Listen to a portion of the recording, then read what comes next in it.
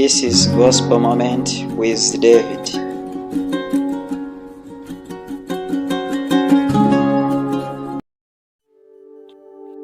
Ikigeragezo kiraryana kikaryaryata kurusha uko njye nawe tubyumva, ndetse ngo n'inzara y'itumba ntiyageza ahacyo.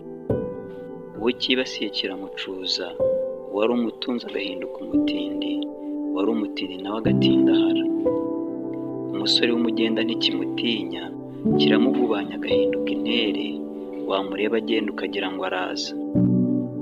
Ababyeyi benshi bahindutse incike ku bwacyo, abari abatunzi ubu ni abasabirizi, kandi nta cyizere uko bigaragara none, ko nyirabayazana yakajije umurego, n'ibindi minsi asigaje mikeya.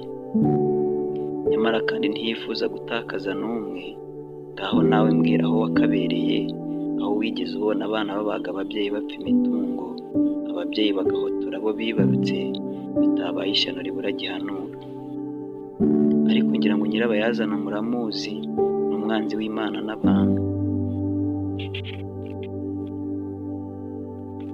Ikigeragezo ni ishyano ritagira gihanura, rikaba ijoro ribara uwariraye, ni inkuru itagira kibara, ni nk'umusozi uhanamye ugoranye guterera, ni nk'ijoro ry'icuraburindi, kikaba igicuku kibuditse ku muntu kirimo, nyamara ku bandi umucyo usa n'utamurutse. Ariko kandi ikigeragezo si icya none, kuko twese kiturusha imyaka, dore ko cyatangiriye muri Edeni, maze kikabuyeza ababyeyi bacu bakirukanwa muri Edeni.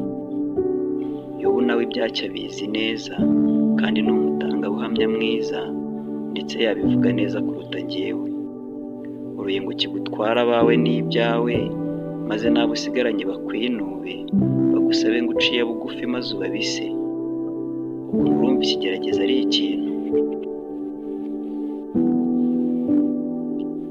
Erega utumva ucyo ugire ngo hari uwo gitinya, kuva ku bakomeye kirakumbanya, aboroheje kigasya kitanzitse, abana, urubyiruko, ibikwerere n'abakambwe ntawe kigirira impuhwe.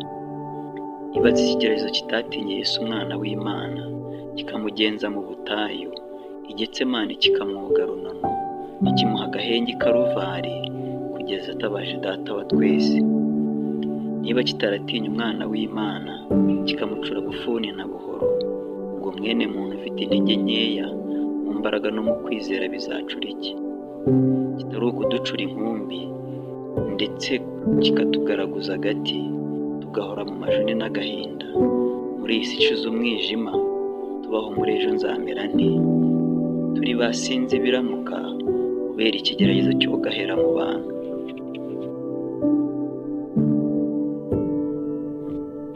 Mwene data nawe mushiki wanjye, wuntaze amatwi muri uyu mwanya, uri kubona bicika bica amarenga, ikigeragezo gisimburwa n'ikindi kuri wowe, ushya imvura y'itumba. Nta kanya na gato ubona ngo nawe utore mitende nk'abandi, bigaragara ucitse intege rwose, kandi birumvikana ntawe wakuveba, keretse utarahura na nyamunsi. Iyo bukeye ntubuzi ko bwira, bwakwira ukibaza uko bucya, muri make wabaye sinzi ubiramuka.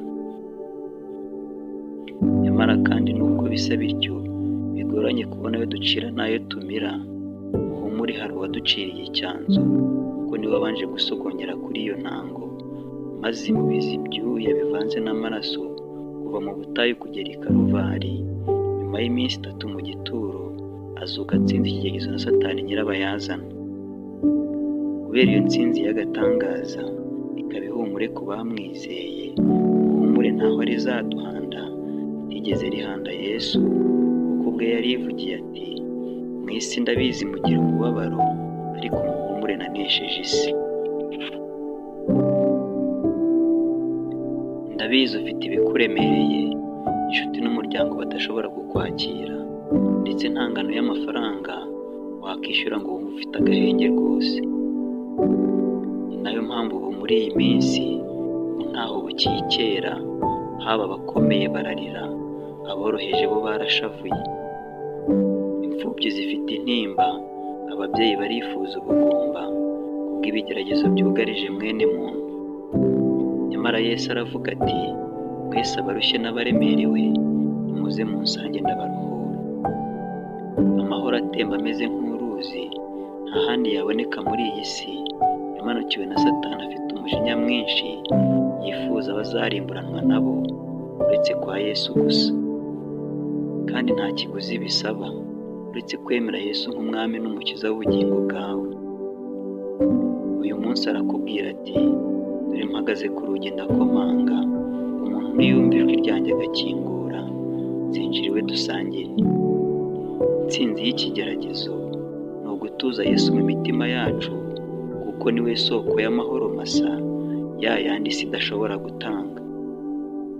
Imana y'amahoro ibeze rwose.